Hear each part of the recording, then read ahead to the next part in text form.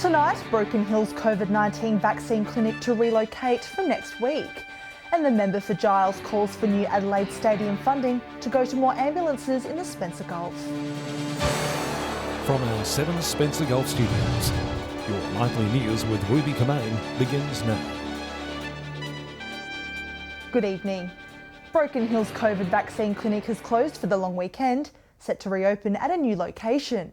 It follows unprecedented vaccination numbers locally, the relocation expected to drive that even further.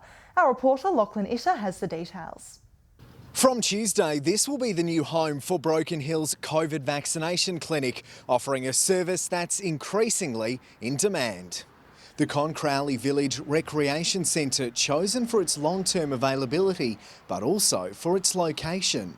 If you're shopping and you've got extra 15 minutes, just come across. Those who were the first in line for the AstraZeneca vaccine will be getting their second doses from next week at the new site. So if you get a reminder with the old address, just ignore that and go to the new address.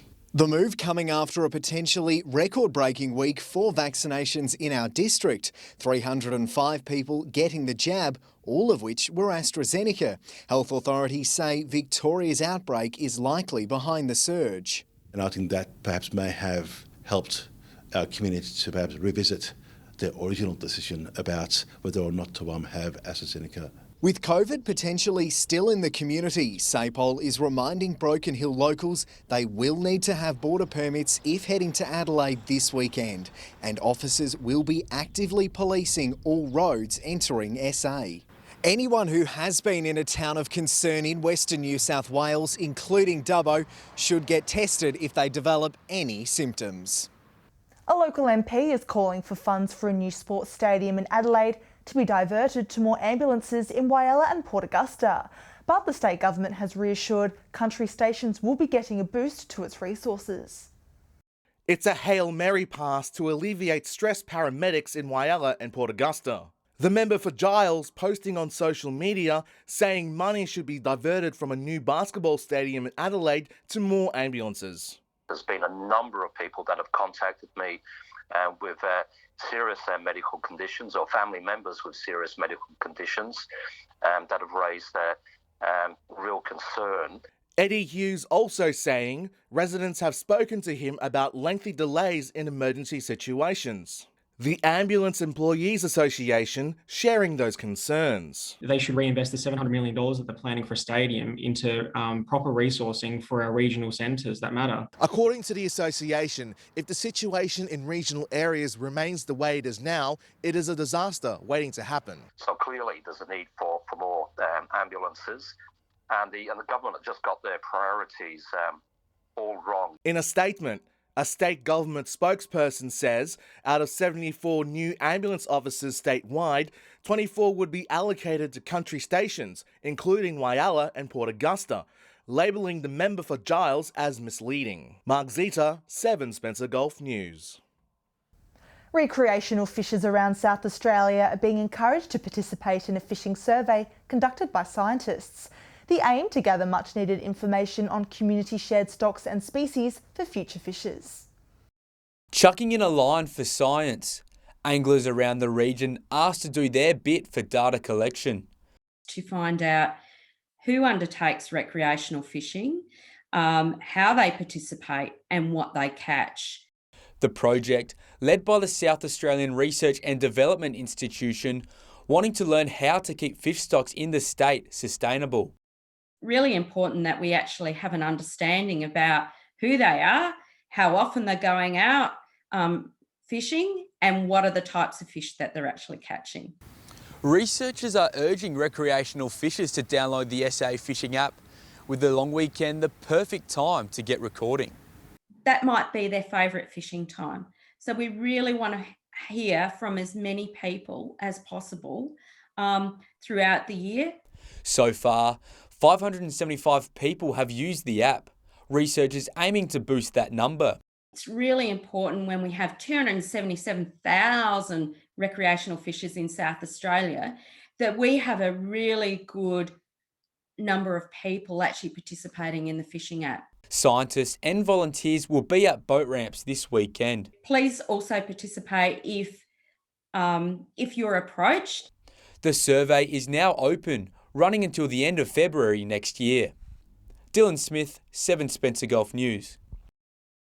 Still to come tonight, police urge motorists to stay safe on the roads this long weekend. And a new walking and cycling track set for the Copper Coast. We'll see you after the break.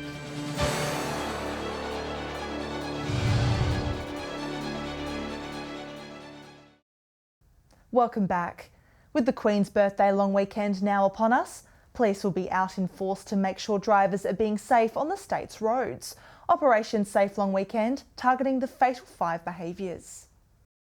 Ensuring all drivers take responsibility for their actions. That's the message South Australia Police is sending this long weekend. Inspector Michael Ball says speeding is one behaviour targeted during the next few days. Police will be out in force on the Eyre Peninsula this weekend. We'll be conducting speed and driver testing duties along the Eyre Peninsula region. According to SA poll, 6 lives have been lost and 43 serious injuries have occurred on the state's roads over June long weekends in the past 5 years. It's a statistic officers are keen to reduce. So we'll be placing a significant effort in relation to road safety in the region. With many roadworks in place on the A1, police are urging drivers to slow down for workers, to be patient and to stop taking unnecessary risks. Like all normal speed limits on the roadway, people need to obey those speed limits and police will be proactively looking within those areas. Inspector Ball says the important thing for drivers to do this long weekend is to get to where they need to go safely. We want people to plan ahead for their trips, make sure that they've got enough rest breaks and enough time allocated to make sure that they arrive at their destination safely. Mark Zeta, 7 Spencer Gulf News. One of Moonta Bay's main roads is undergoing a major upgrade thanks to more than $2.1 million of state government funding. The Copper Coast Mayor says Bay Road has fallen into disrepair and the surface is in desperate need of upgrades.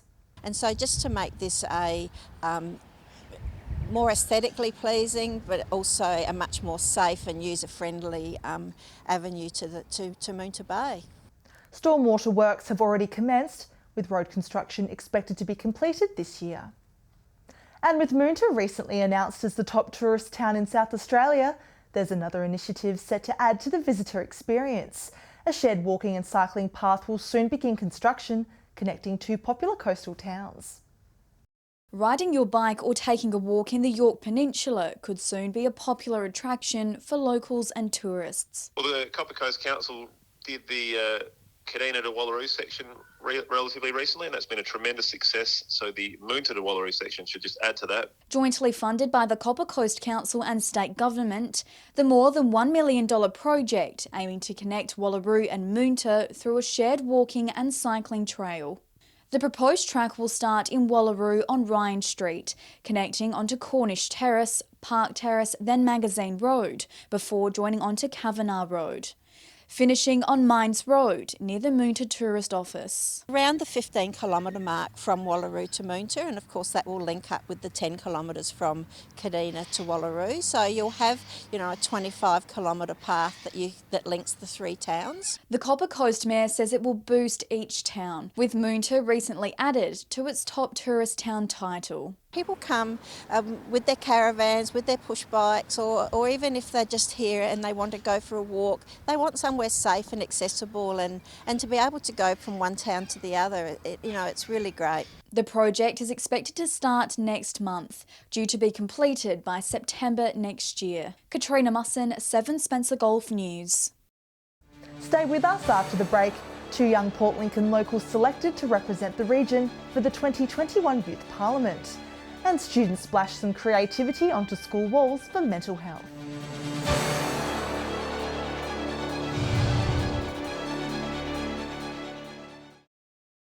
Hello again. 2 young aspiring leaders from Port Lincoln have been chosen to represent the district at this year's YMCA SA Youth Parliament. The pair given a sponsorship boost by the council to help them attend the event later in the year. Looking towards the future, these 2 young leaders giving a voice to the youth in our region. This is one of the opportunities I've dreamed of my whole life to actually go into and do. I never thought it would be so possible for me to actually do at such a young age. SHANIA Richards and Dylan Cowley travelling to Adelaide next month to attend the YMCA Youth Parliament, joining other young leaders from across the state. The issues that we have concerns with and the things that we want to see change in South Australia get sent to actual parliamentarians for them to look over and for them to see that this is what is on the hearts of the youth of South Australia. It's an amazing opportunity. The Port Lincoln City Council helping to sponsor their hopes and dreams. Council's ecstatic to be able to support young leaders coming from our region and particularly Port Lincoln and participating in things like the YMCA Youth Parliament. There's not that many opportunities to get involved in government on the peninsula, and we want to encourage young people to get involved. Both having big plans for their leadership careers. And I've always wanted to be get to the level of Prime Minister of Australia, low-key become the President of Australia, but it's a whole different plan. Dylan is hoping to run for council in 2022. To get my foot in the door early so that people can see what I'm doing, like with Youth Parliament and with Young Citizen of the Year at the start of this year. The pair will be invited to present their findings from the Youth Parliament to a council meeting in the future. Dylan Smith, 7 Spencer Golf News. And high school students from Broken Hill have presented their vision for the future of regional Australia at Haywire's Youth Ideas Lab. They've been tackling issues like mental health and discrimination, putting their minds together to find solutions. Tackling the big issues with nothing off limits. These high school students may be young, but their ideas are big. Anyone of any age has a story and can tell one and can, achieve understanding between people. For the first time ever, Haywire's Youth Ideas Lab has left Canberra, Broken Hill chosen for one simple reason. They had the most entry into the Haywire storytelling competition. Students spending the week workshopping project ideas to shape the future, sharing them on stage today. Really looking at having social media platforms and live streams and things like that so that people can jump in and ask questions and things like that with a range of different people from all different careers and all different fields. From sharing stories to stop stigma and music festivals to bring everyone together, mental health and communication were recurring themes. An interactive and constant program that we want to see in schools, in youth groups, in sporting associations. No tough topic was left unturned. We went there and they came up with 5 beautiful ideas that can then be rolled out across regional Australia. Powerful, moving and wise beyond their years, there's little doubt we'll hear more of their ideas in the future. Lachlan Itter, 7 Spencer Golf News. John Perry Secondary School is getting pops of colour, with an Australian mural artist working with students to create inspiring pieces across the school. Staff say it's part of a wider aim to enhance the education journey, creating a positive learning environment for students' mental health. A pop of colour and a touch of inspiration. We're really interested in positive messaging through art to students. It promotes engagement and involvement in the arts. And just really softens the landscape. Very important in a way where it brings a dead space alive. John Perry Secondary School welcoming 3 new art murals, aiming to create a more positive learning environment. One of the pieces transforming the girls' toilets. These students involved in the process, choosing uplifting quotes for the final design. If you're having trouble, a lot of girls actually come to the toilets and you can just read all the the quotes that are on the wall. Hopefully uplift you, get you through your day well enough to go home and get your work done. Basically they're just lifting you up to make you feel better. It's going to inspire girls to be more kind to each other. I love it. I think it's a great way for girls to realise that women empowering women is a problem that needs to be fixed these days and that we should really be focusing more on that. Also spreading a positive message about mental health. Having this mural in the toilet specifically for girls, it can help others and focus on themselves and realise that there is support there for them. Work will now start on the Powerhouse mural, expected to be completed by Sunday. Katrina Musson, 7 Spencer Golf News. Stay with us. After the break, our footy experts will share their outlooks for weekend games. And we'll have all the weather details with Alex Sykes. See you shortly.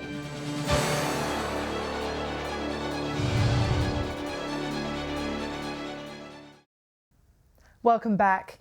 We're in for a bumper few days of footy across the region. Here are our experts with what's in store for games over the long weekend. Hello again. Club football takes a backseat as combined football makes its return to Memorial Oval, with the SGL taking on Whyalla. We're going to have 3 grades featuring, so we'll have under 15s, under 18s and A grade, so there should be plenty of action and talent on show. The SGL put together 3 strong sides, so the Whyalla teams are going to find it tough going. So if you're looking for something to do on the long weekend, come along here to Memorial Oval on Saturday and see some top-class football. So Morlock Shield is where we get the best footy players across the Eyre Peninsula playing against each other. Anyone from SA knows about Morlock Shield and it just gets everyone excited. If you know anything about footy, you want to be here. Look, Great Flinders always performs really well, so they've got a really strong league. You know, the Port Lincoln clubs, I think, are going to be quite good. Totally different from club football. You know, club football, they train all year. You know exactly what your player's going to do. You know exactly the zones you've got to do. You've worked on them all year, whereas Morlock Shield, the players have a lot more freedom. Meanwhile, Broken Hill's clubs will be enjoying a well-deserved break this weekend as the season hits its halfway mark. Our reporter Lachlan Itter caught up with AFL Broken Hill's Andrew Schmidt for a look at how the competition is shaping up. So we're halfway through the season. We've had some retirements, we've had some milestone games. How are things shaping up so far? It's been a hectic start to the season in Broken Hill. We've had double headers, Anzac Day, we had a combined game against the Far North, we had a marquee game with Heath Shaw, the former Collingwood GWS player. It's been a really busy start. When we get to the long weekend, we sort of pause, hit the reset button and go again for the back half of the season, but it's been everything we've wanted and more. The common trend over the last few weeks in particular seems to be that the numbers aren't telling the full story. This is a close competition. It is a close competition, and when you consider we've got 7s, 9s, 11s, 13s, 15s, 18s, youth girls, women's, B grade and A grade, that's a lot of football and a lot of grade, and it's a big competition, and our board and our competition match committee do a wonderful job. We've got really good numbers in women's, A grade and B grade. We've got fantastic numbers in our Auskick, which is 7s, 9s and 11s. It's that middle part of our structure, 13s, 15s and 18s that we're building up. We thought on the back of last year we had no football in Broken Hill, that we thought, yeah, there may be some kids that may not come back, and that's how it's panned out. So we are putting a lot of energy into those 13s, 15s and 18s. Which team's looking promising at the moment? If we look at the men's first up, I mean, South are the heavyweight champion and have been since 2017. They've won all those grand finals. They are the undisputed top team in the competition, but West have built up over the last couple of years, recruited a lot of key players, got some great juniors. They're the challengers. North have been around the mark for a few years now, but they've had some retirements amongst their senior players. They're bringing a lot of juniors through. They're building for the future. But the club that's really impressed this year is Central. Now, it might seem strange they haven't won a game, but they've taken great strides forward and they're building for the future. Greg Wellington, their senior coach, has done a fantastic job. It's a matter of when, not if, for Central at the moment? It is, but on the bright side, our women's competition is being dominated by the Central women's team, and they've got some outstanding players, and they are the benchmark in that competition. Time now to take a look at what's happening in the weather. Here's Alex Sykes. Thanks, Ruby, and good evening, everyone. A mainly fine day across the region today from 3 p.m. Port Augusta was 16 degrees, while it was cloudy and reached 15, and Clare had a light shower too and reached 12 degrees. Looking further out across the region now, Port Lincoln, Broken Hill and Coffin Bay were all 14 degrees. Port Pirie reached 15. Adelaide and Cooper Pedy were both 16 degrees. Woodnor 12. Clare had a light shower too and was also 12 degrees. Kadina and Cleve were both cloudy and 13. Taking a look at the satellite image now, low cloud about eastern South Australia near a weak trough is not producing any significant rain. Patchy high cloud moving over western and southern parts ahead of a trough is also not rain-bearing. Skies are clear in the north under high pressure, leading to a chilly night. Moving on to the weekend forecast now, and we'll start with the Gulf waters tomorrow. Southerly winds 10 to 15 knots, seas below 1 metre, and southwesterly swell 1 to 1.5 metres. Cloudy across the region on Saturday. Port Lincoln and Cleve both set to be 17 degrees. Woodner to reach 18. Whyalla and Port Augusta both 18. And Kadina is set to reach a high of 16 degrees. Port Pirie and Broken Hill both 17 degrees. Clare to top 13. Taking a look at Sunday now, showers across Port Augusta, Woodner, Whyalla, Port Lincoln, Port Pirie and Kadina. Cloudy conditions across the rest of the region. 22 is set to be the top with Cooper Pedy. 15 is the top for Broken Hill. Taking a look further through the week now, similar conditions on Monday. Showers for Port Pirie, Kadina, Adelaide, Port Lincoln, Whyalla, Woodner and Port Augusta. Partly cloudy for Cooper Pedy and Broken Hill. 19 is the max for the region and 17 will be the low. And rain again forecast on Tuesday for Adelaide, Port Lincoln, Kadina, Port Pirie, Whyalla, Woodner and Port Augusta. Partly cloudy in Broken Hill and Cooper Pedy. Temperatures set to be in the mid to high teens. So Ruby, we have a break from the rain tomorrow, but then it returns for the next few days. I hope you and all of our viewers have a lovely long weekend, and that's all the weather from me for tonight. It's back to you. Lovely, thanks for that, Alex. And that's the local news this Friday evening. Thanks for joining us. I'll have updates later. Until then, enjoy your evening, and I hope you all have a wonderful long weekend. Good night.